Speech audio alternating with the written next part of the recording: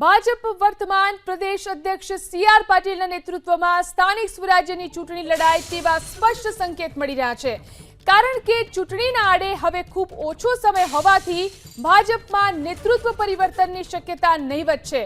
મુખ્યમંત્રી ભૂપેન્દ્ર પટેલ અને પ્રદેશ અધ્યક્ષ પાટીલ વચ્ચેની બેઠકમાં પણ ચૂંટણી સંદર્ભે ચર્ચા થઈ હોવાની શક્યતા છે. સૂત્રોનું માનીએ તો કેન્દ્રીય નેતૃત્વ ગુજરાતમાં સ્થાનિક સ્વરાજ્યની ચૂંટણીઓ બીઆર અને સીઆરની જોડીના સંકલન સાથે જ લડવાનું વિચારી રહ્યું છે. ડિસેમ્બરમાં ચૂંટણીઓ જાહેર થાય અને જાન્યુઆરીમાં સ્થાનિક સ્વરાજ્યની સંસ્થાઓની ચૂંટણી યોજાશે. આ તરફ ભાજપના રાષ્ટ્રીય અધ્યક્ષનું નામ જાહેર થયા બાદ જ પ્રદેશના અધ્યક્ષ પ્રમુખના નામની જાહેરાતની સંભાવના છે.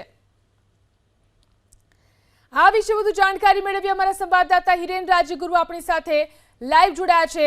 હિરેન, જે રીતે સ્થાનિક સ્વરાજ્યની ચૂંટણીઓ નજીક આવી રહી છે, શું લાગી રહ્યું છે કે ભાજપ વર્તમાન પ્રદેશ અધ્યક્ષની ના નેતૃત્વમાં જ આ ચૂંટણી લડશે?